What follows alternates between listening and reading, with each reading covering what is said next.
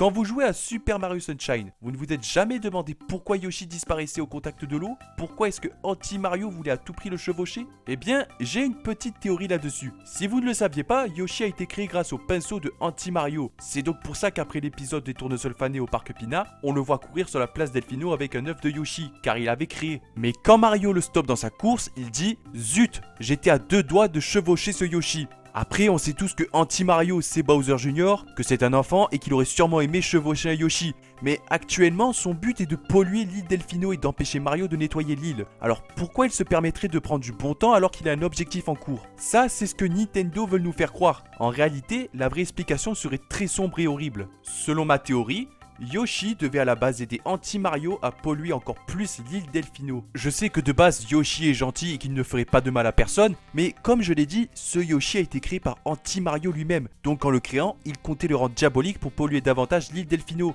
D'où la fameuse phrase « J'étais à 2 doigts de chevaucher ce Yoshi ». En plus, nous pouvons constater que Yoshi peut cracher du jus, s'étendant sur plusieurs mètres, alors que de base, il n'en est pas capable. Comme si à la place de ce jus, il devait cracher autre chose. Quelque chose comme de la peinture, qui pourrait s'étaler un peu plus loin. Autre information importante, Yoshi a une limite de jus, et s'il ne mange pas un fruit pour se recharger, il disparaît.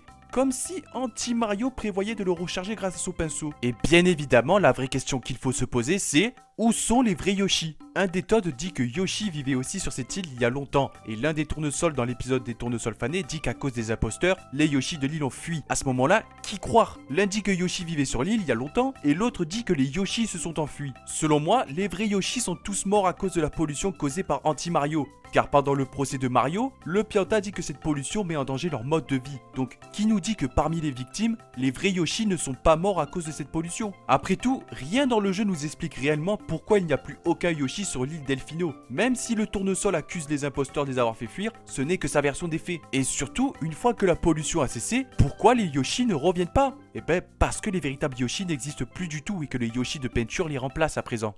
J'espère que cet épisode vous a plu et si jamais de votre côté vous avez des idées de mini-théories sur un personnage de l'univers Mario, n'hésitez pas à vous expliquer dans les commentaires, c'est toujours intéressant d'écouter vos propres théories. Sur ce, je vous souhaite une agréable journée ou soirée et à la prochaine pour une nouvelle vidéo.